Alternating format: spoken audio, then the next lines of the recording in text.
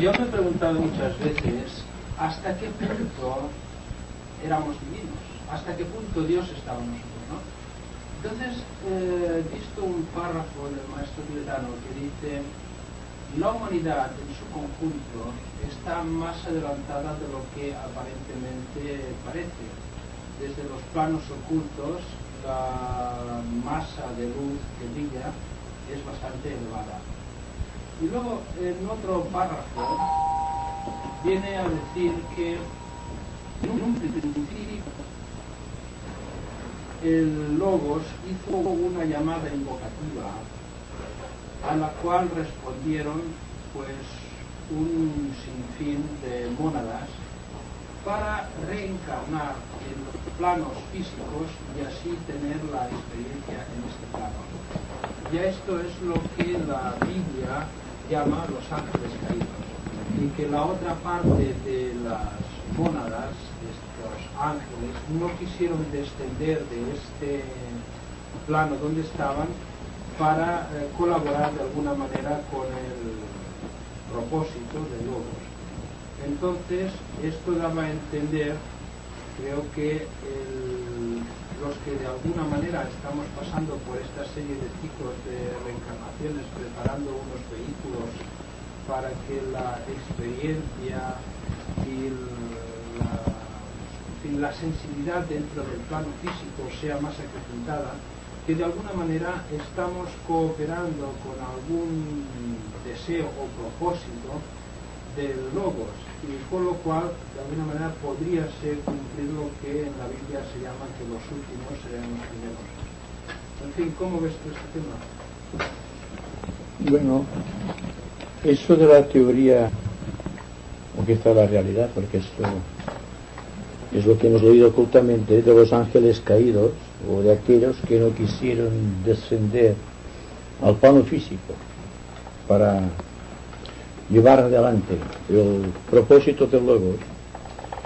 Hay que darse cuenta de que nos referimos exactamente a la posición de aquellos que, comprendiendo el plan, no se sujetan a lo mismo, y que por lo tanto hay un pecado, el karma cae inexorablemente sobre estas mónadas, porque, según se nos dice, una de las grandes responsabilidades y también la causa de muchos fracasos fue cuando Logos decidió dar conciencia a las mónadas.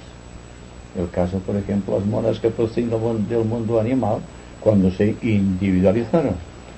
Porque entonces hay una lucha entre dos potencias: las pequeñas voluntades de los hombres y la voluntad de Dios, que no es lo mismo. Es decir, que las pequeñas voluntades de los hombres son la voluntad que reacciona contra la voluntad de Dios, la resistencia a la voluntad de Dios. No es que se les pueda decir ángeles caídos, pero sí que obstaculizan inexorablemente durante un periodo bastante pronunciado de tiempo el propósito de Logos de implantar su ley y el orden aquí en el planeta o en el universo. Y por lo tanto todo este proceso está medido, sabiamente calculado también, como una especie de índice de separatividad que puede existir al final de una banda. Según se nos dice, habrá una parte de egos y de mónadas que no podrán pasar a la quinta ronda, y que quedarán pendientes de esta cuarta ronda hasta que vuelva otra oleada de vida y vuelva a llevarles a reencarnación física. En otro universo, seguramente, tercer universo, que no sabemos, porque son cosas que hay que utilizar muy sagazmente el principio de analogía para comprender esos misterios. Se nos dice que el misterio de las mónadas reencarnantes y de las mónadas que se insujetaron al plan, que no quisieron responder al plan, se comprende en la tercera iniciación, y que por lo tanto ahora divagaríamos el porqué de los ángeles caídos, por muy bien que he explicado que lo del maestro tibetano. Por lo tanto, esto para mí no tiene más importancia que la de que nos demos cuenta de que al adquirir la mónada una entidad separada de su propio creador, existe el peligro tanto por parte de la mónada esta reencarnante, y del propio Logos, de que existe una separatividad y una división, y que por lo tanto hay que pensar que llegará un momento en que una parte de estas mónadas o de estos egos que no quisieran sujetarse o no quieren sujetarse a la ley tendrán forzosamente que quedar paralizados en tiempo y espacio, buscando una nueva oportunidad de vida. Pero esto lo tenemos en todos los universos. Se nos habla incluso del mal cósmico, y que hay que entender por mal cósmico precisamente que todos los residuos kármicos de todas las humanidades, de todos los sistemas, están proyectados en el éter. Y el éter, cuando ya está lleno de estas partículas negativas, constituye un bloque que constituye el mal cósmico. Y naturalmente las enfermedades, las tensiones emocionales, la inadaptabilidad mental, incluso en ciertos momentos estelares de la vida del iniciado, el orgullo espiritual, están contenidos dentro de estas semillas del mal cósmico. Y hay que esperar que venga otra oleada de vida que haga, digamos, como de una especie de colador de todas las energías que pueden pasar y las que no pueden pasar. Energías individualizadas, me refiero. Y aquellos egos que pueden pasar y los que no pueden pasar, porque el agujero es muy estrecho. Fijaos bien del ojo de la aguja. Es una indicación de las palabras de Cristo para aquellos que podrán pasar y los que no podrán pasar. Uno de los que no pudieron pasar fueron los judíos, precisamente, como raza, porque quisieron penetrar en el reino de Dios con todos los tesoros acumulados en el tiempo. Una raza superior, precisamente por ser una raza superior, cayó en la idolatría, cayó en el orgullo espiritual, y forzosamente hicieron el mismo proceso que la mujer de Lot, que miraron al pasado sus conquistas materiales en el tiempo y no pudieron darse cuenta, se quedaron cristalizados. Y así vemos cómo se comporta todavía el pueblo judío en relación con la sociedad general que le rodea. Se creen todavía los amos y señores tal como lo fueron en un principio de los tiempos, cuando estaban en su auge, digamos, de su esplendor, cuando pudieron y incluso derivarían dentro del plan en una mayor perfección del logro. No lo hicieron, entonces quedaron como remanente paralizados en el tiempo. Y en este plan de paralización están traficando únicamente con sus conquistas del pasado, que es la inteligencia concreta del tercer rayo que les permite ser muy audaces en los negocios, en las industrias, en la política, pero que les falta un elemento que es el amor. Fijaos lo que es la ley de Talión: ojo por ojo, diente por diente. Tú me matas uno de mis hombres, te mataré 10. Es lo que hace el pueblo judío.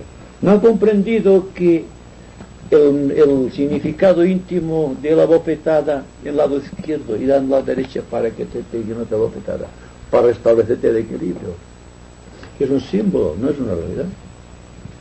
Porque si te pega en este lado, tú contestarás con otra bofetada. Y entonces es como el que tira escupe al cielo.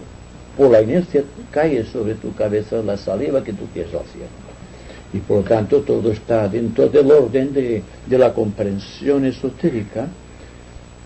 Incluso los textos bíblicos bien estudiados, bien discernidos y bien, digamos, complementados entre de uno, dan una imagen muy certera de lo que quisieron decir los grandes maestros del pasado que escribieron tales libros, o que los dieron por inspiración verbal, que sabemos de esto.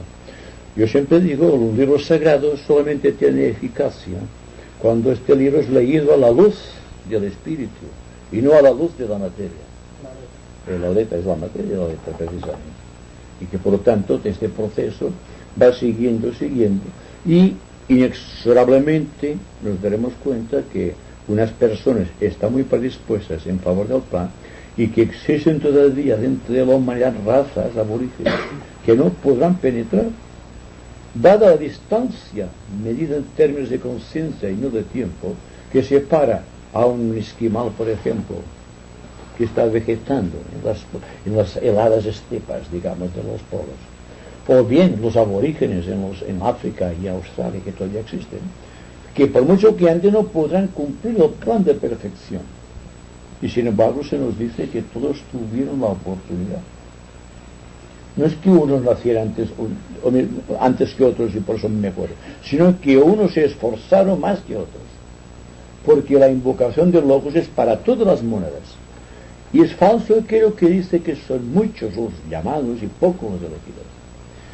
El significado es todos somos llamados, todos somos elegidos.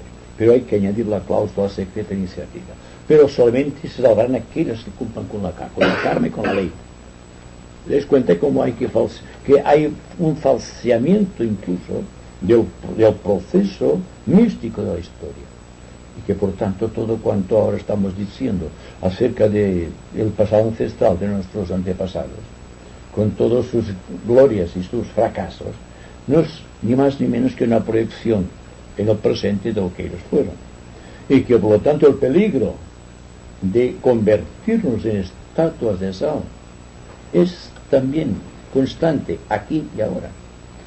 De la misma manera que aquí y ahora hay la oportunidad de perfección, la oportunidad de síntesis o la iniciación.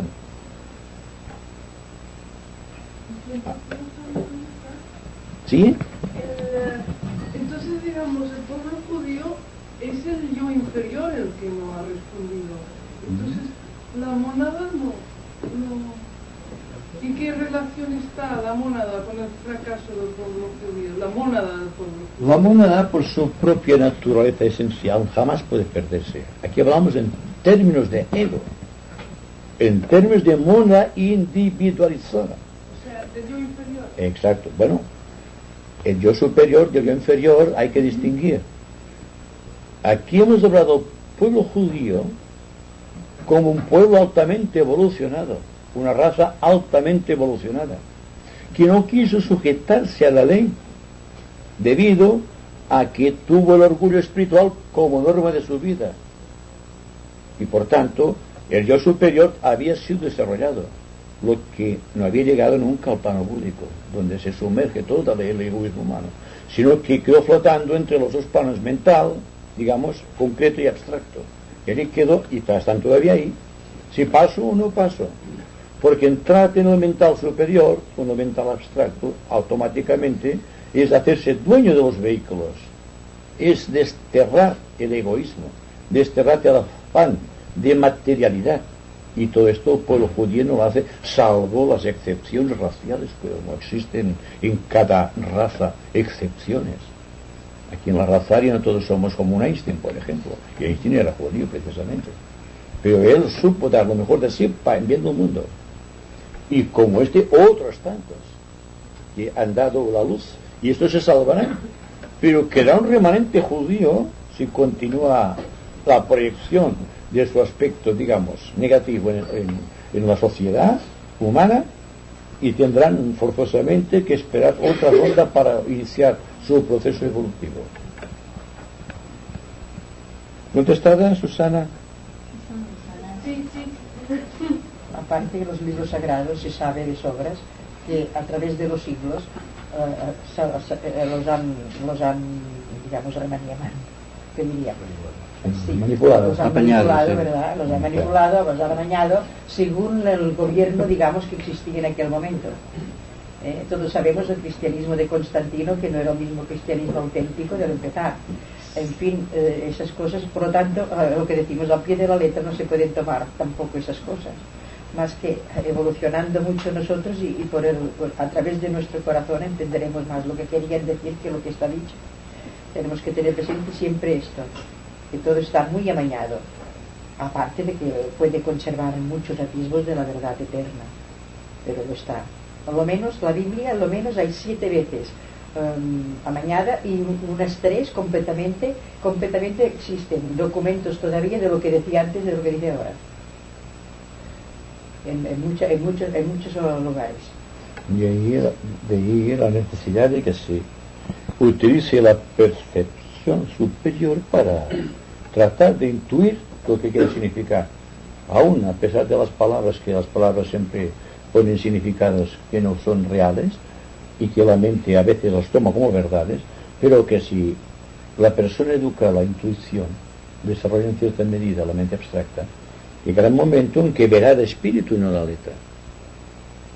Además, podemos ser más cáusticos desde el punto de vista esotérico, y me pregunto si la vida no es un libro abierto, no es una Biblia, que por lo tanto, ¿para qué recurrir a libros y textos sagrados, considerándolos como fundamentales para la marcha de la evolución humana? Yo creo que hay un sector, afortunadamente cada vez más numeroso, de personas que prescinden de los libros sagrados, porque todos los libros sagrados son una pequeña proyección de la vida en sí. Y si ellos abarcan la vida en sí, los textos sagrados dejan de tener una importancia capital. Se les dará, naturalmente, el valor que tienen. Pero siempre habrá para una minoría que está quedando cristalizado en los textos bíblicos. Hay incluso los tratadistas, digamos, los que tratan, los específicamente preparados, en cierta manera, para explicar los textos. Que les falta todavía la particularidad de aquellos que decías antes, de que los últimos serán los primeros, y no los primeros los últimos. Porque falta humildad, ¿verdad? Los últimos son los humildes de corazón. Y estos son los primeros en el reino de Dios. Y sin embargo, volviendo a lo dicho, un iniciado que allí es el primero, cuando cae en el orgullo espiritual, es el último en el reino de Dios. Y se han dado casos, afortunadamente muy pocos, en que un iniciado perdió su iniciación y se desgajó del gran árbol, como rama partida, del gran árbol de la jerarquía. Y tuvo que empezar desde las fases primarias del discipulado y volver, digamos, quemando etapas a reintegrarse al ritmo iniciático de la jerarquía. Y por lo tanto, lo que les decía, sabía el Señor del mundo y el Señor solar el peligro que significaba individualizar a los animales, convertirlos en seres humanos, no solamente porque tenía la chispa de la mente, sino que la chispa de la mente, actuando sobre la mónada, extraía de la mónada la voluntad. Y esta voluntad inferior del individuo, sumando muchas unidades, llega a constituir, digamos, las pequeñas voluntades de los hombres. Y las pequeñas voluntades de los hombres atentan siempre contra la voluntad de Dios, contra el propósito divino.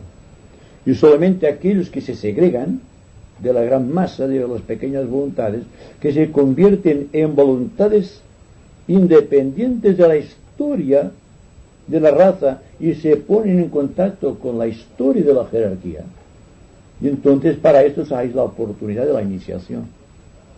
Y si se cumplen los requisitos, se van quemando las etapas internas y dan a las cosas la importancia que merecen, y no más ni menos, sino a la que se merecen, la medida de lo justo, de lo que es real.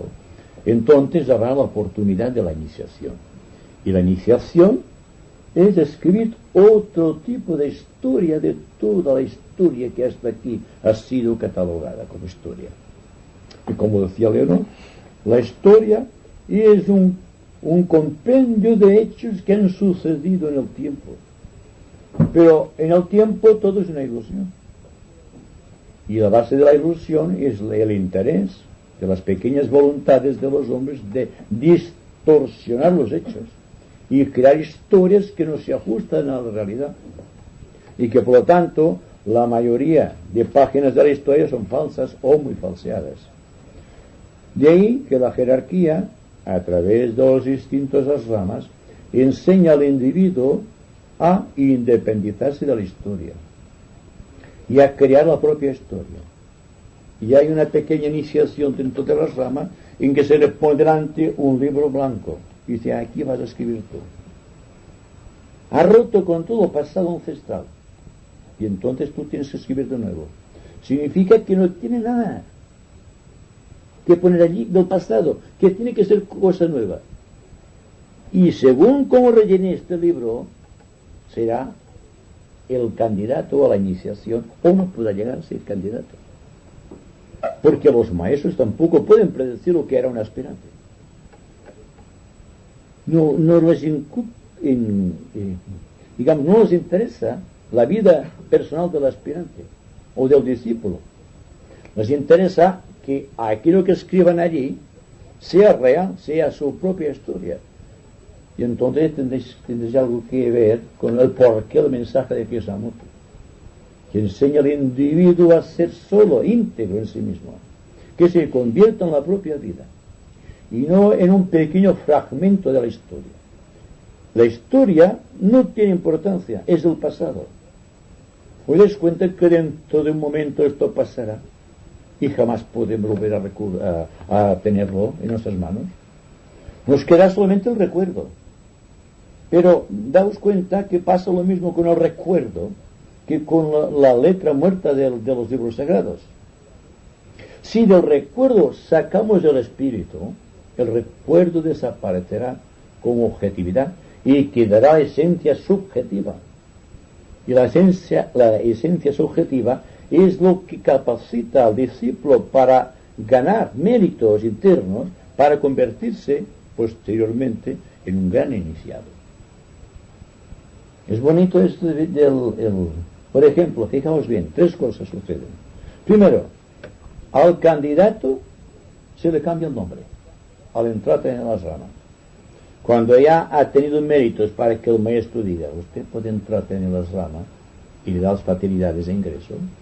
Luego, el cambio de nombre es interesante porque se ajusta a la ley del ego. Más adelante se ajustará un día la ley de la mónada, en la 4ª y 5ª iniciación. Pero hasta este momento es el ego que lleva todo el proceso. Pues bien, todo el proceso del ego en el nombre, la página en blanco, que tiene que cambiar no solamente el nombre, sino la personalidad, que está dentro de la historia. Y consecuentemente, del cambio de nombre y del libro blanco donde tiene que escribir su propia historia y no la historia de todo lo demás, surge otra fuerza, que es la fuerza del espíritu y una pequeña parcela, una pequeña cantidad, por así decirlo, de la moneda empieza a penetrar vía una antakarana imposible de describir, que no es la antakarana que va de la mente inferior al superior, sino que conecta el ego con el plano monádico, y entonces viene la voluntad, que debe convertir las pequeñas voluntades de los hombres en voluntad divina, en voluntad espiritual. Si hay alguna pregunta sobre esto, porque es muy interesante. Sí, tienes por ejemplo que, y además es curioso que el pensamiento siguiente de esta luna es: veo la luz y sin embargo vivo de espaldas a ella.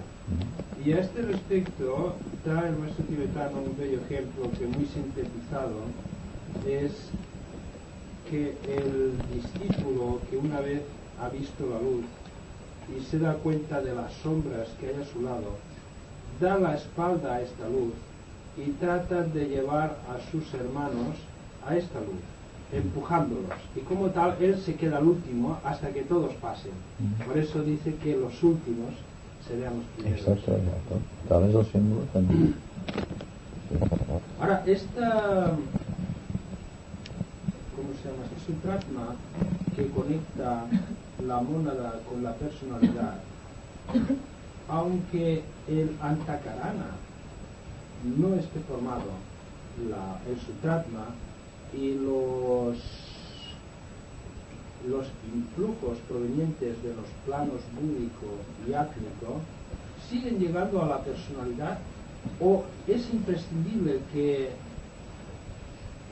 el antakarana esté formado para que esta personalidad reaccione conscientemente a estos impulsos búdicos o átmicos.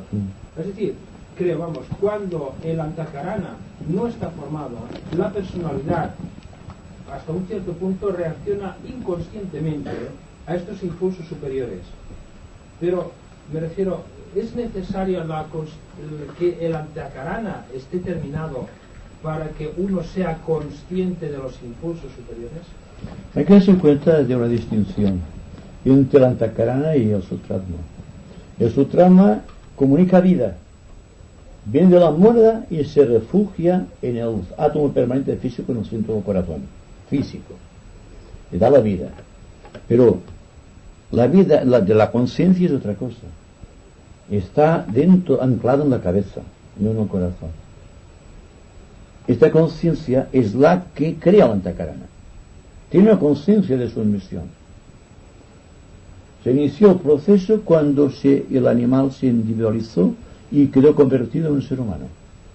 Y pasaron grandes periodos de tiempo antes no pudo darse cuenta de que realmente era un ser humano que por lo tanto tenía su independencia como yo de todos los demás yoes y de todos los demás no yoes de la naturaleza. Y por lo tanto empezó a crecer en la autoconciencia. Es decir, que la antakarana es esta autoconciencia buscando la conciencia causal. Es decir, el contacto entre la mente inferior con la mente superior. Entonces comunica conciencia y se une esta conciencia al hilo de la vida. Y entonces tenemos el hilo de la vida más el hilo de la conciencia. El hilo de la conciencia queda anclado en la mente o en el cerebro físico y el sutratma, el hilo de la vida, queda anclado en el corazón. Pero el sutratma va a todas las especies, porque todas las especies vivientes, todos los reinos, tienen vida, y por lo tanto el sutratma existe en el corazón de todos los seres nacidos. Es la comunicación de la mónada, o del logos planetario a través de la mónada, dando vida a cualquier elemento de la naturaleza. Es darse cuenta que todos los animales pueden tener su sutratma como hilo de la vida, pero no todos los animales tienen autoconciencia. Por lo tanto, no se puede pensar en una antakarana animal. Quizá exista algo que se parece a una antakarana cuando un animal está presto para convertirse en hombre. Y aquí viene el fenómeno de la individualización. O de cualquier especie dentro de un reino para buscar el reino superior. Debe haber un engarce, una pequeña concatenación, digamos, de experiencias que capaciten a una especie inferior para convertirse en una especie superior. Y pasa lo mismo en los reinos. El paso de un reino mineral o reino vegetal tiene que pasar por una especie de sutratma o de antakarana. Y como decíamos, el sutratma existe permanentemente en todo ser nacido. Aunque sea una piedra, tiene su sutratma. Tendrá el sutratma adecuado a la vida de la piedra, porque la piedra tiene una vida, aunque sea tosca e involucionada, pero la vida está allí. Si no se desligaría, las moléculas desaparecerían inmersas en el gran éter del espacio.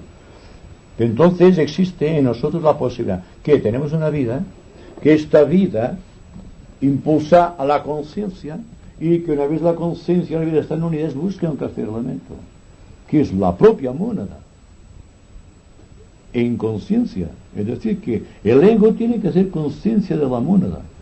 De la misma manera que la personalidad, con sus tres aspectos, físico, mental y emocional, tiene que hacer contacto con el ego, en el plano causal. Es una especie de escalera de Jacob. Tal es el sentido de Jacob, sus sueños, que bajan y suben ángeles. Pero esto es la ley de la evolución, que va de abajo hacia arriba y de arriba hacia abajo. De arriba hacia abajo las monas que van a la encarnación, y de abajo hacia arriba las que se reintegran a un pralaya más o menos largo, pronunciado.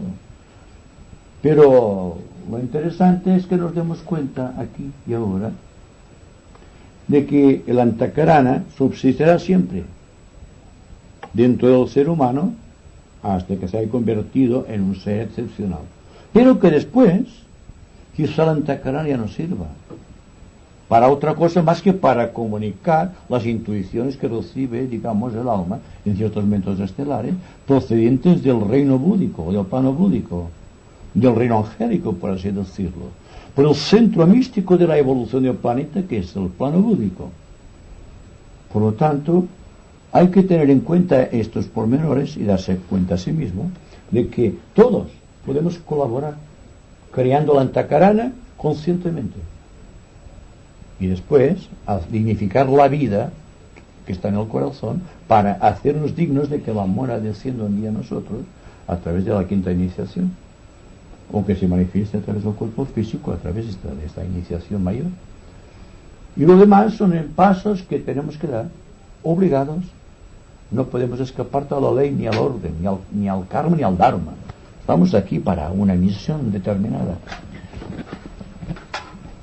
Sí, yo veo aquí un par de aspectos en esto. Uno es, aunque para que lo dilucides un poco más, es en el momento de un trasplante del corazón que ya se ha conseguido, incluso un corazón de plástico, el átomo permanente, ¿dónde queda? Y el segundo aspecto, has dicho construcción consciente del antakarana. ¿Esto no entraña los peligros de desviar de alguna manera o de desvirtuar o distorsionar lo que ya se había conseguido? La creación consciente del antakarana, no, pero solo llegar conciencia es un trabajo creador, un trabajo positivo desde el punto de vista, digamos, de la mónada, o esotérico. Vamos a dejar la mónada desde el punto de vista esotérico, desde el punto de vista de las causas supremas. Hay que tener conciencia, si no tenemos conciencia de lo que estamos haciendo, nos convertimos en meros animales. Por lo tanto, la conciencia de que estamos trabajando, creando digamos, la antakarana, es lógico. Como aquel que trabaja está creando una cosa, está pintando un cuadro o una estatua, o haciendo una estatua, o bien leyendo un libro y verificando recuperaciones mentales. Eso es creación. Y somos conscientes cuando estamos haciendo estas cosas. Quizá no somos demasiado conscientes, porque fijaos bien, que incluso en todo el aspecto científico estamos muy atrás, digamos, de lo que tenemos que estar. Porque no nos damos cuenta. Por ejemplo, decimos, yo hago esto, o yo hago esto, yo como, yo bebo, yo pienso, y eso es falso. Falta de conciencia. La autoconciencia puede decir, mi cuerpo come, beba, duerme y todas estas cosas. Es decir, que toda la fuerza de este vehículo está en manos de un elemental, que él ha educado, que él ha controlado o debiera controlar, y que hace aquello que debe hacer. Su función kármica es esta: estar al tanto del cuerpo físico, mantener un estado de vitalidad y decirle al ego, esto no va a marchar bien, para que el ego se dé cuenta. El ego está enfocado en sus propios asuntos universales. Y naturalmente el alma en encarnación, que está en contacto con el ego, también tiene que tener esta indiferencia, santa indiferencia, hacia lo que sucede dentro de sus vehículos. Pero nosotros estamos dentro de los vehículos, inmersos dentro. Es como una escafandra, y nosotros dentro, cada vehículo es una escafandra. Y no es así. Sino que nosotros debemos estar fuera de la escafandra, fuera de esta esfera. El cuerpo emocional y el vehículo mental. Son esferas que nos conduccionan. Pero ¿qué pasará cuando decimos, mi cuerpo mental piensa, o mi cuerpo emocional siente o desea, y mi cuerpo físico come, bebe o hace cualquier actividad en el mundo físico? ¿Te das cuenta? Nosotros aparte, bien, hay una relación tremenda entre esta santa indiferencia, se puede decir así, y la creación de la antakarana. Porque la antakarana se empieza a crear cuando empieza a actuar la santa indiferencia hacia aquello que nos condiciona, hacia aquello que no somos nosotros, hacia el no yo, en sus aspectos, porque ningún elemental es el yo. Entonces esa parte de nosotros es el no yo. Pues ahora añadid aquí todas las analogías posibles. Y es lo mismo que sucede con un sistema solar, con un sistema planetario, o con un esquema terrestre, o con cualquier sistema cósmico. Se están creando constantemente líneas de antakarana, surcando los éteres, unificando sistemas, unificando reinos y especies.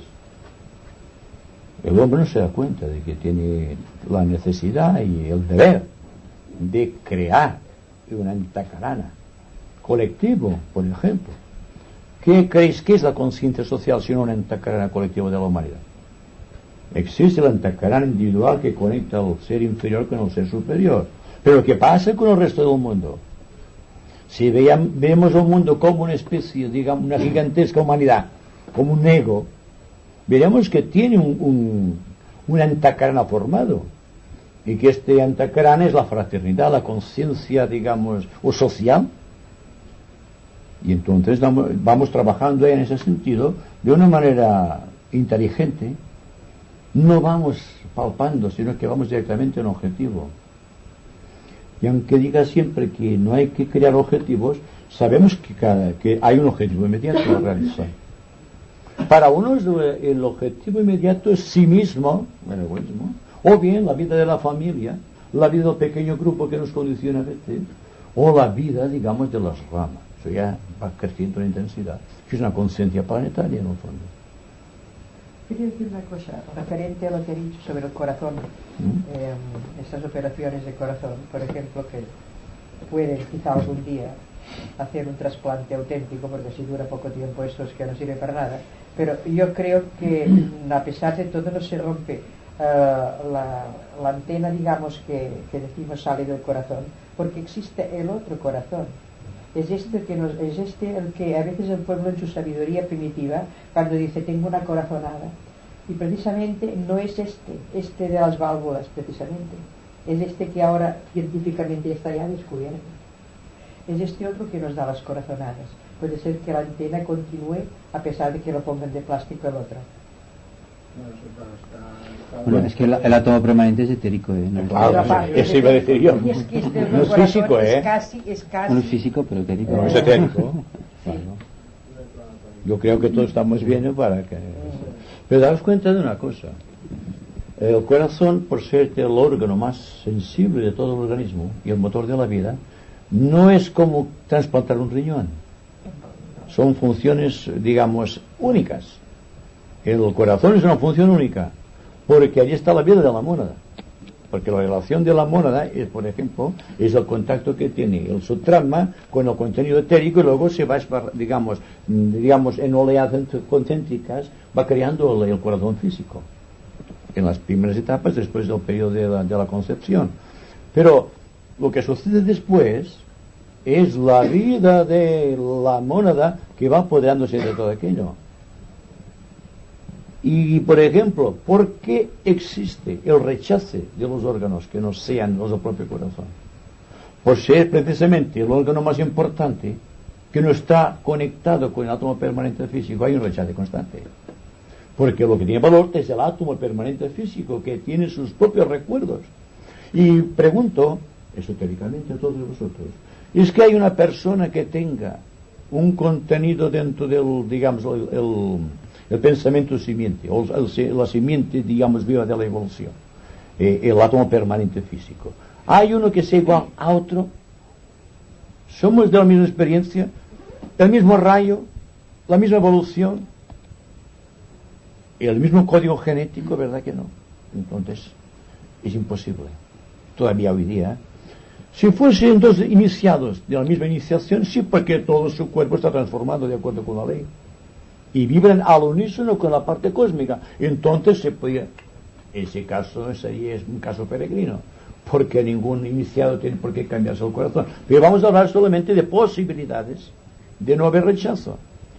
Un iniciado de la quinta iniciación o de la tercera iniciación con otro iniciado de la tercera iniciación que han consumado todo su proceso y cuyas células están ávidas de luz inmortal y no de luz material, se puede conectar seguramente y no pasaría nada, porque todos los recuerdos han quedado sumados en el tiempo.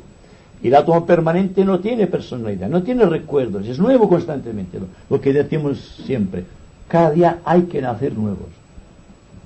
Pero una persona muy inteligente, o una persona de gran sensibilidad, dado el corazón a una persona que no tiene sensibilidad, ¿qué va a hacer este pobre corazón?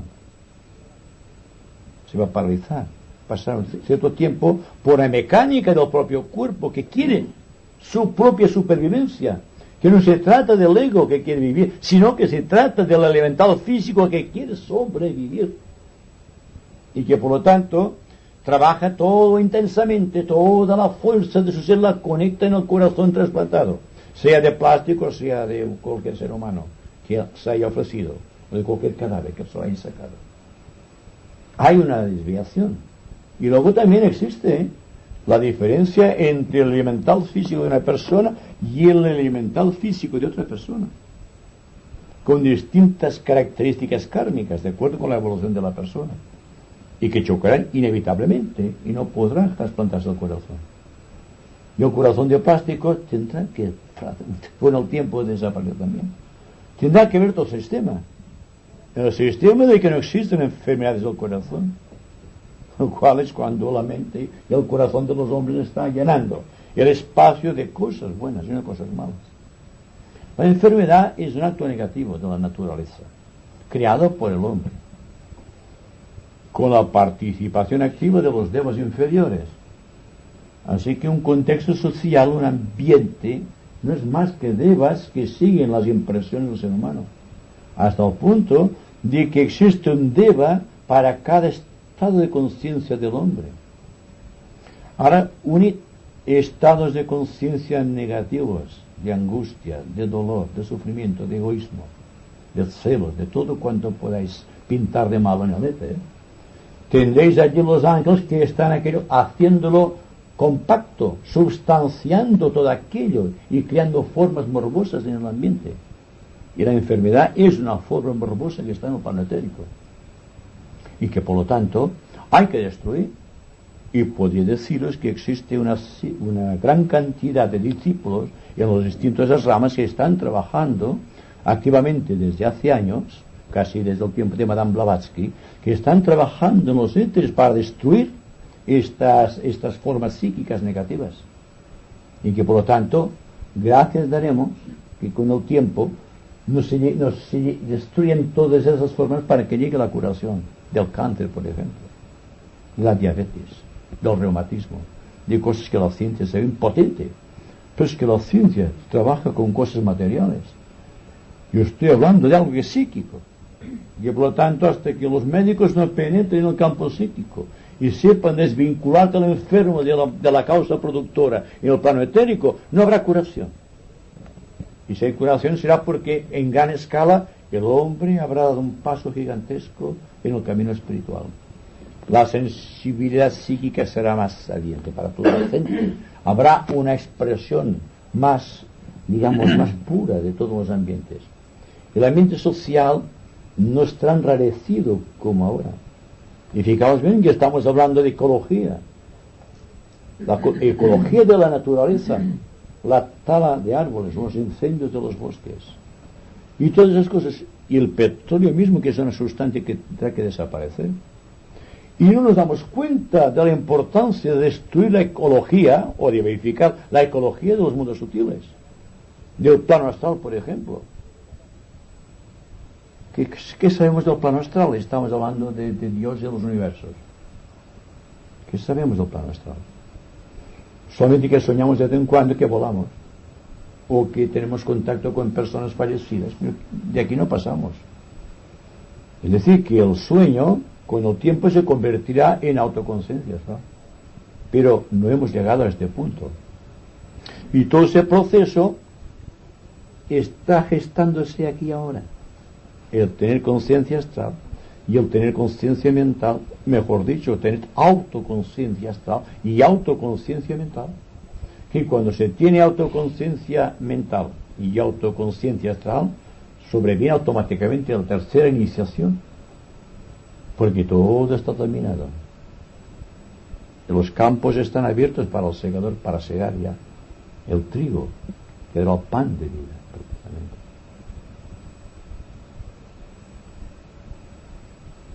Yo quiero hacer una pregunta. Sí. Has hablado de que el hombre, al alcanzar la individualización, Sí. su objetivo es tener autoconciencia, de momento autoconciencia física. Sí. También dijiste que el niño, mediante su egoísmo o su autoafirmación del yo, está también luchando para conseguir esta autoconciencia o conocimiento. Presumiblemente creemos porque sabemos mucho esoterismo. Incluso el saber esotérico puede constituirse en un egoísmo. El querer aguantar, como aquel que habla, creo que es el Evangelio, que escondió el Sedomín debajo de su manto, o la luz debajo de su manto. Hay quien sabe mucho, pero se lo reserva para sí. Y tarde o temprano caerá en la ignorancia. Porque el conocimiento mal utilizado, o el conocimiento y siempre dentro de uno mismo, sin salir al exterior, se pudre, se convierte en algo nefasto. y por lo tanto es una energía psíquica negativa. Y algunas veces pecamos de no quieras dar todo cuanto sabemos, porque siempre queda una carta para jugar un momento oportuno, ¿verdad? Pues bien, puede ser parte del proceso que tiene el ser humano. Esotéricamente hablando, de muchas personas que están en grupos No se esotéricos. puede dar todo lo que se sabe tampoco, porque a veces, según qué comidas fuertes, pueden hacer daño a un... Hablamos del egoísmo, del conocimiento.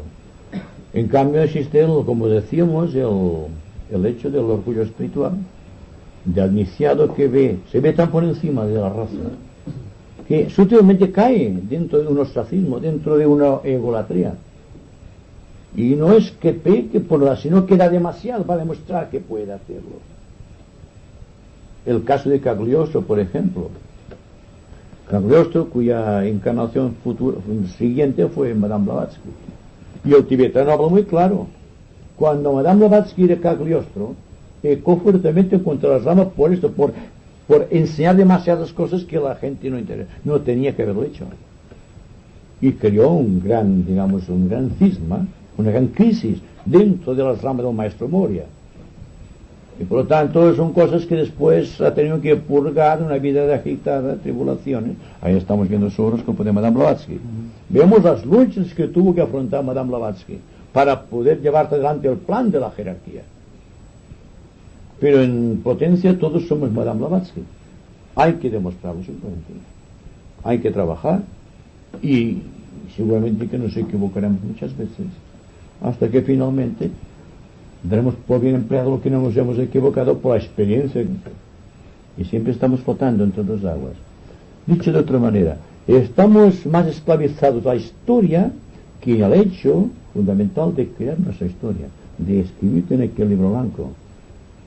Y no se puede leer el libro de los iniciados si no se escribe en aquel libro, porque hay una relación entre el libro de los iniciados y el libro blanco. Y fijaos que en mis libros hablo mucho del libro de los iniciados. No he hablado nunca de esto, pero es una cosa casi hasta aquí en iniciático. Como por ejemplo, ¿por qué el maestro tiene un duplicado de su discípulo? Al lado del libro blanco que escribe el discípulo, ¿sabes si lo que escribe es real? Porque lo que escribe debe ser real allí, en un plano causal. Pero el hecho es que no hay que leer, digamos, con la mente concreta, sino con la mente abstracta. La mente concreta es solo para apoyarte el razonamiento, nada más. Lo demás, la mente abstracta. Porque entonces hay la posibilidad de ponerse en contacto con el espíritu, que está más honda que la letra. Y que por lo tanto la gente, como son tratadistas que están enseñando a lo que significan los libros, hay personas específicamente, digamos, creadas para descifrar lo que es la Biblia, o quizá lo que es el Bhagavad Gita, o los Puranas de Vishnu, o los Vedas. ¿Y qué? Son libros, son historias. Y si no ven lo que hay más allá de la historia, o en el fondo de la historia, no podrán ser peritos en el arte de descubrir para los demás los significados. Mejor es callarse y explicarse tal como es, sin intentar meterse en averiguaciones sobre una cosa o sobre otra. Porque le falta la seguridad, y si le falta la seguridad, no puede ser verdadero, sino siempre estará acumulando falsidades sobre hechos históricos. Y nunca creará un libro blanco para borrar toda la historia y empezar a escribir toda la historia nueva. Yo quería precisamente recalcar este significado de la construcción consciente del Antakarana. Ya lo has explicado bien, pero quería recalcar, precisamente que mencionaras el aspecto de la creación consciente del Antakarana o de cualquier otro aspecto de la vida espiritual, en el aspecto de que no se trata de construir algo que a lo mejor ya está construido, porque según dice Madame Blavatsky, podíamos desvirtuar lo que ya está. Es decir, si uno se empieza a visualizar porque lee en un libro que el Antakarana es así y está allí y empieza a visualizar y a jugar con estas energías, podía estar atacando, desvirtuando algo que ya estaba allí. Yo me refería en este aspecto de la conciencia de esta construcción de algo que, en fin, o como aquellos que se dedican qué sé yo, a construir una ascensión de Kundalini, o que se dedican a desarrollar el chakra cardíaco, o decir, cualquier otro aspecto de estos, en el cual el aspecto voluntad intenta imponerse al aspecto kármico de la situación del individuo, ¿no? Y el otro aspecto bastante interesante en cuanto a estos libros sagrados que has mencionado es que hay una diferencia, según dicen ciertos círculos budistas, que la diferencia principal entre estas sagradas escrituras, todas sagradas, es que el Bhagavad Gita o Bhagavad Gita, como se diga, fue, o sea, los demás libros, para que veáis la diferencia, han sido libros inspirados, mientras que el Bhagavad Gita fue un libro expirado. Y en esto da la... No me lo aclararás esto, Sí, bueno, una inspiración, es decir, requiere de alguien que... Inspiración de fuera hacia adentro. Exacto, canaliza esto, mientras que la inspiración fue la propia divinidad, de alguna manera, que se escribió este libro, o como tú decías antes, ¿no? ¿Qué es la verdadera inspiración? Voilà. Es decir, que entonces, yo creo, vamos, que la diferencia en estos tratadistas, teólogos, dogmáticos, etcétera, que están por ahí tratando de descifrar estos libros, pueden descifrar los libros que de alguna manera tienen esta inspiración, pero no el que está inspirado, porque es la vida misma, hay que vivirlo, no tiene explicación. Bueno, se trata de la experiencia. En cuanto a la antakarana, de la conciencia de la antakarana, yo comparo esto con la araña, por ejemplo, que se segrega de sí misma el hilo a través del cual se transporta. El individuo hace lo mismo. Sea uno consciente de que está creando antakarana, si su comportamiento, digamos, su mente, su tipo emocional le corresponde crear antakarana, se irá creando solo. Ahora bien, llega un momento en que se da cuenta que algo sucede dentro de sí. Y aquí podemos hablar de inspiración superior. Quizá un maestro mismo te puede inspirar en un momento determinado. Yo diría que la inspiración del maestro y la inspiración de la persona, o el Dios inmanente y el Dios ascendente, son la misma cosa. Son grados de la misma cosa. Por lo tanto, cuando se crea antakarana conscientemente es porque se ha creado un buen trecho de antakarana. Y casi que, por lo que veo, hay mucho antakarana creado aquí entre nosotros. No se puede evitar, se ha creado antakarana. Quizá no nos demos cuenta que la araña tampoco se da cuenta que está creando y está elaborando una cosa. Estamos elaborando constantemente. Por ejemplo, el comprender un hecho o el vivir completamente una experiencia es crear antakarana. Y lo amar intensamente a una persona, impersonalmente, es antakarana también. No es que fiquemos antakarana solamente en un hilo que va de la mente inferior a la superior, sino que todo va junto. O si no, a ver si puedes separar el pensamiento de la emoción. Somos kama manásicos todavía. Incluso la antakarana en los primeros hechos es kama manásica. No es puramente antakarana de la fría luz de la mente o de la luz impersonal de la mente, sino que somos el deseo más la mente. Y así todos tenemos que dar un buen trecho de antakarana. Pero digo una cosa, y voy a terminar. Llega el momento, dentro de la vida del individuo, en que se da cuenta que hay algo que debe empezar a hacer creadoramente, conscientemente. Y es entonces cuando entra en las ramas, cuando se da cuenta que hay algo en el que tiene que buscar una solución, y está pidiendo a cielo y tierra que le den la inspiración porque aquello no lo sabe, no lo comprende. Porque el discípulo tiene que llorar mucho antes de se dar cuenta de un hecho, preguntándose el porqué de la vida, el porqué de las cosas, el porqué del propio Dios, el porqué de los mundos. Y no tener una respuesta, empezar a llorar desconsoladamente, porque no se da cuenta, porque no comprende por qué se ha creado aquello, y el por qué no puede descifrarlo. Entonces es el punto álgido de la antakarana, kama manásico. Y entonces esta cosa más ancha se extiende un hilo de luz dorada, que fluye hacia lo alto, y ya no se extingue jamás, hasta llegar al plano búdico. Allí se pierde constantemente, y se pierde para siempre. Queda el trabajo hecho, el camino, el sendero, pero lo demás ya pertenece a la propia divinidad. hemos llegado a donde tenemos que llegar. Después viene un proceso ascensional aparte de nosotros, no con el esfuerzo de la búsqueda constante cuando estábamos en el sendero o cuando estamos en las líneas de la aprobación o del discípulo aceptado, o que habíamos llegado al corazón del maestro, sino que habíamos creado una antacarana que iba más allá, que iba hacia el propio logos, dentro de la propia mónada. Y no quiero cansaros más.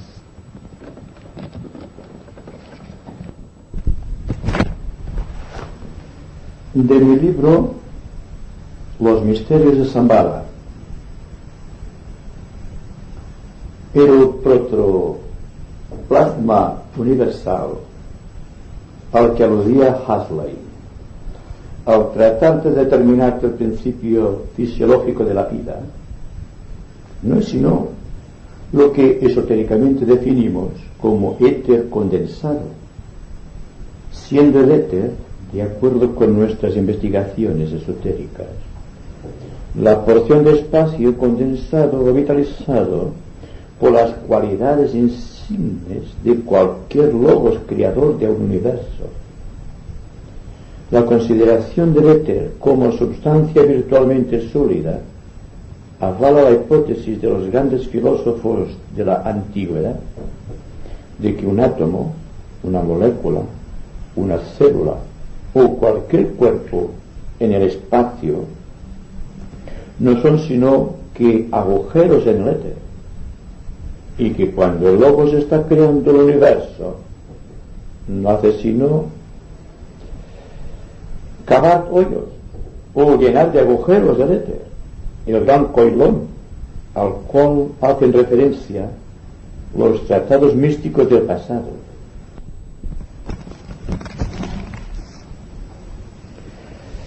Un poema antiquísimo cuyo nombre se perdió en los insondables repliegues del tiempo dice al respecto: la divinidad contempla el mundo a través de los agujeros con que llenó el espacio vivo de su propia creación.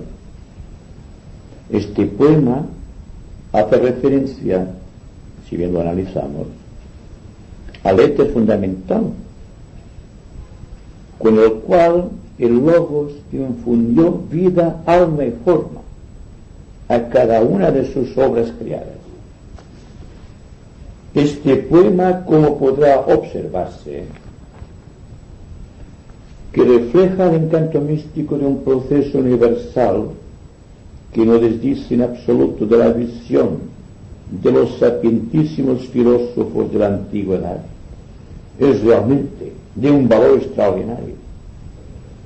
Pero, volviendo al protoplasma universal del cual son hechas todas las cosas, según las observaciones de Huxley, y que están de acuerdo con las observaciones esotéricas más profundas, solo hay que añadir, en contra de lo que creía Huxley, que este protoplasma universal o éter substanciado es de naturaleza eterna y que no se halla sujeta a desgaste alguno, ya que al morir cualquier cuerpo y empezar el proceso de la desgregación de los átomos, moléculas y células, la energía protoplásmica de base, siguiendo un proceso matemático indefinible a la visión normal, vuelve cíclicamente a su lugar de origen y, recobrada su pureza virginal o original,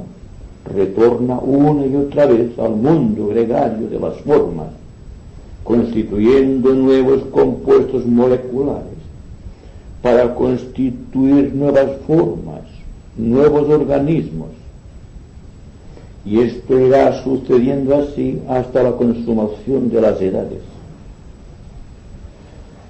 El gran pralaya universal, la formulación del principio de Huxley de que las doctrinas fundamentales del espiritualismo trascienden toda investigación filosófica, carecen por tanto de validez desde el ángulo esotérico, debido precisamente al hecho de que ha sido precisamente la investigación esotérica la que ha determinado que el protoplasma universal es eterno y que viene infundido de una vida que es la del propio Dios en forma de energía coherente.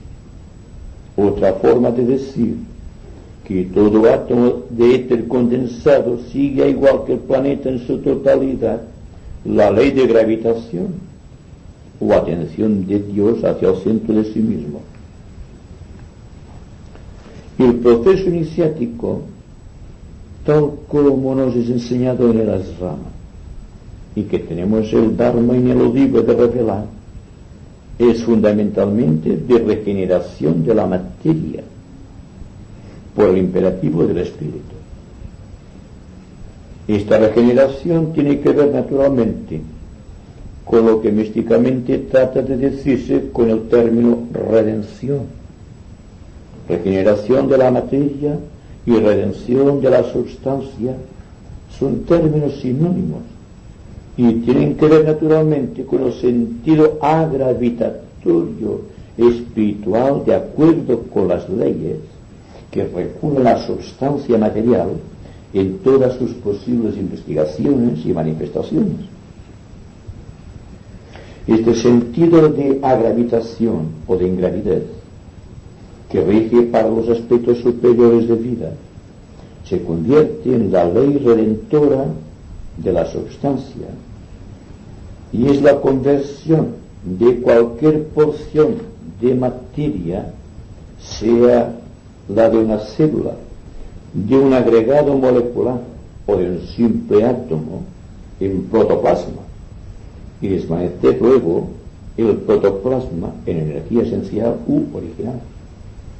Dicho de otra manera más concreta, la porción de materia sujeta a esta ley deja de sentirse atraída hacia el centro de sí misma por imposición del Espíritu de Dios y reorienta su actividad molecular, celular o atómica hacia centros cada vez mayores y más influyentes.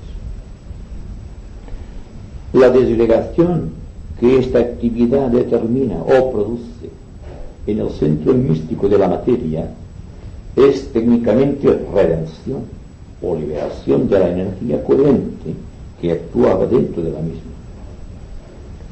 Resulta quizá algo difícil de comprender la relación que existe entre los términos supremamente místicos de iniciación espiritual y redención molecular que corresponde a la materia. Sin embargo, ambos aspectos forman consubstancialmente parte de un mismo proceso iniciático y no puede penetrarse en los reinos del espíritu sin que la materia, que es la servidora del espíritu, no se sienta a su vez elevada y purificada. Este proceso de redención, a la vez espiritual y material, es técnicamente magia. El poder al que hacían referencia los grandes místicos del pasado y que hace nuevas o renueva todas las cosas. La magia, nos dice el maestro, es tan vieja como el hombre, y el hombre proviene de la eternidad, siendo atemporal su naturaleza espiritual, que no sufre cambios en sus componentes esenciales. Pero durante el proceso de su manifestación cíclica en el tiempo, tales componentes son infundidos dentro de compuestos moleculares sólidos o presiones de materia. Así, todo proceso espiritual definido genéricamente como sendero es de constante liberación de los componentes espirituales que llevan el principio de vida, pero al propio tiempo tal liberación presupone para los compuestos moleculares o materiales un proceso consubstancial de redención. No puede separarse, por tanto, el principio de liberación espiritual del de redención material. hay en todo este proceso consubstancial una providencia divina, muy oculta y trascendente, que solo se revela en alguna definida iniciación. Pero el acto de redimir la materia por imposición del principio universal de vida, verdadera y esencialmente, es magia. La magia es el proceso insigne que sigue toda forma de vida y de conciencia para redimir la materia de su condición gravitatoria y elevarla progresivamente de su condición tosca y rudimentaria al éter más puro y radiante. Los fenómenos que se registran en el espacio vital del universo por efecto de la imposición de la ley espiritual netamente antigravitatoria sobre los principios materiales constituyen el cuerpo de misterios inherente a la vida de todo cuerpo celeste, al cual solo puede accederse utilizando idéntica magia que la que produce y determina el Creador, es decir, infundir conscientemente vida e inteligencia dentro de cualquier agregado molecular o material, visando su lenta aunque inexorable redención o purificación. Ahora bien, tratando de profundizar en lo posible dentro de aquel cuerpo de misterios que llamamos iniciación, surgen nuevas y más insólitas ideas y conocimientos en torno al concepto místico de redención, ya que permiten comprender, utilizando correctamente la analogía, que cualquier compuesto molecular, cualquier célula y cualquier átomo, por insignificantes que sean, son pequeños universos que actúan y se comportan idénticamente como los grandes sistemas cósmicos, aquellos de la más absoluta e indescriptible grandeza, y contienen en sus pequeñísimas, aunque completas organizaciones o esquemas celulares o atómicos, unas vidas y unas conciencias llenas de virtualidad creadora, cuya misión es reflejar en sus microcósmicos agregados idéntica función a la que desarrollan en sus omnipotentes grandezas los logos creadores de cualquier universo. Hay así virtualmente un proceso de magia organizada que arranca fundamentalmente del seno de un sistema planetario, como el nuestro, por ejemplo, y que reproduce exactamente dentro de su infinita pequeñez cualquier elemento químico constituyente de determinados agregados moleculares o celulares, que no importa qué reino de la naturaleza. Podríamos decir, por tanto, que dentro de la estructura molecular de cualquier universo se está realizando constantemente un proceso mágico que va de la actividad logoica, definida técnicamente como de substanciación del éter, a la de la redención de la materia. Un proceso que se extiende desde los límites fijados por la ley de gravitación, condensadora del karma de cualquier universo, hasta su reconocida polaridad, el principio de agravitación, en cuyo infinito seno todo compuesto material se convierte en espiritual y todo contenido espiritual en esencia divina, pura e inmaculada. Así, el carácter de la magia es de origen universal y se pierde en la noche de los tiempos, y desde que la humanidad inició en este planeta su proceso evolutivo, siempre hubo hombres preclaros dotados de conocimientos superiores a los de los demás, que practicaron la magia como un sistema natural de adaptación a la vida. La sabiduría de los Vedas y los códigos inherentes a las leyes del Manu se expresaron siempre en términos de magia, y los portentosos poderes de que dispuso Moisés, el legislador judío, no eran sino una aplicación consciente de los conocimientos mágicos que él había entresacado de los arcanos de la sabiduría caldea, que fue la cuna de los más grandes videntes, magos y profetas del mundo antiguo. La magia confiere el don de la arquitectura cósmica, dentro de la cual cada cosa ocupa su lugar, y es la obra de la divinidad, el gran arquitecto del universo. Una de las maneras más sencillas de exponerte el principio de la magia, aunque más difícil de ser comprendida, es esta de saber colocar cada cosa en su sitio, en el exacto lugar que le corresponde dentro del universo manifestado, y aún los códigos morales y sociales de la humanidad reflejan este sentido de la magia, cuando un hombre ha logrado encajar perfectamente en el lugar que le corresponde y desde el cual puede cumplir su verdadera y completa labor social de enlace con los valores cósmicos.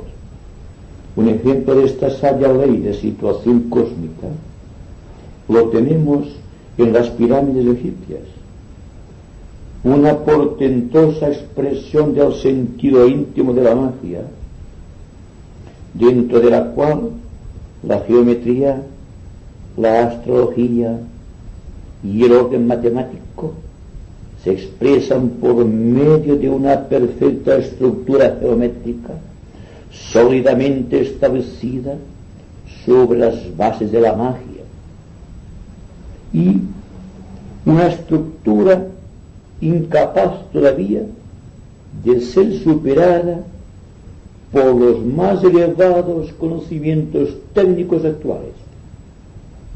El mismo principio antigravitatorio o de inversión de las leyes de la polaridad que conocían y practicaban los sacerdotes iniciados del viejo Egipto, y que hicieron posible la estructuración de aquellas colosales estructuras de piedra. Más fitas elocuentes de la sabiduría divina que inmensas tumbas faraónicas no eran sino que magia organizada, o sea, una aplicación perfecta de las leyes naturales plegadas y sumisas a la voluntad superior del hombre, es decir, a la voluntad de Shambhala. Madame Blavatsky, que fue una excepcional ocultista y una altamente cualificada y capacitada maga, atribuía a los sacerdotes iniciados egipcios y aún a los escultores y arquitectos que construyeron las pirámides del antiguo país faraónico ciertas sorprendentes capacidades mágicas. Los primeros, porque conocían la ciencia infinita de la invocación de las fuerzas sutiles de la naturaleza y sabían controlar sus influencias ambientales.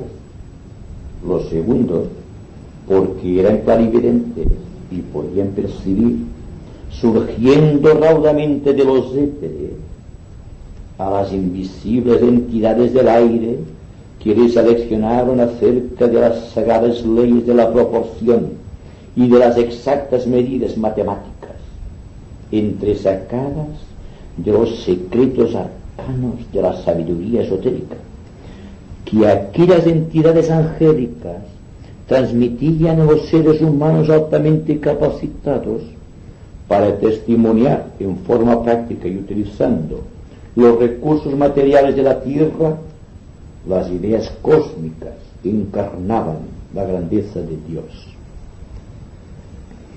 De ahí que la magia puede ser descrita también como la capacidad que posee el hombre, una vez ha llegado a cierto grado de evolución espiritual, de encarnar los propósitos sagrados de la divinidad en forma concreta, clara y definida. De ahí también que los antiguos templos, fuese cual fuese su estilo modelo arquitectónico, trataron siempre de ser exponentes de aquel poder divino que, aún expresado en forma material, contiene en sus formulaciones básicas la idea original que ha de resistir incólume el paso de los siglos, una idea arquitectónica a la vez geométrica, astrológica y matemática, o sea, una representación exacta de la magia organizada del Creador, como sumo sacerdote del templo estructural del universo, dentro del cual vivimos, nos movemos y tenemos el ser.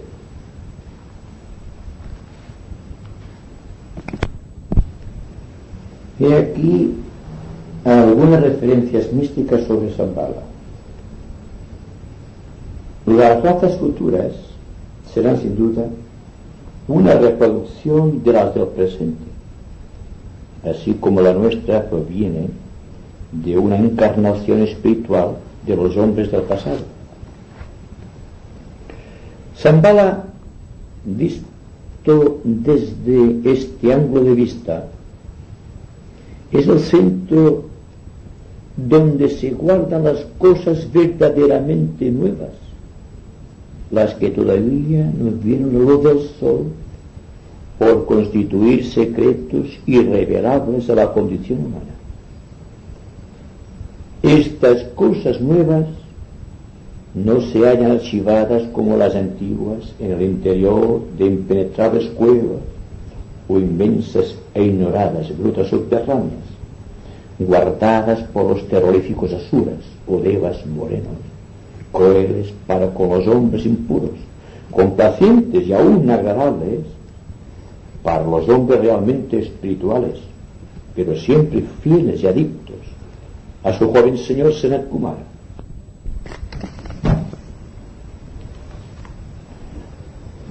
Shambhala es, esotéricamente hablando, un lugar sagrado completamente impenetrable, y sus íntimos secretos, aun los de naturaleza física, por cuanto constituyen los aspectos objetivos de la memoria planetaria, jamás serán revelados a menos de que se conozca el mantram o serie de mantrams transmitidos directamente por Sanat Kumara a los hombres que se han hecho merecedores de ellos, a cuyos sonidos los gigantescos asuras dejan expeditos los caminos de tantas cuevas, de tantos laberintos y de tan suntuosas naves excavadas por legiones de levas de la tierra, obedientes al mandato de los asuras.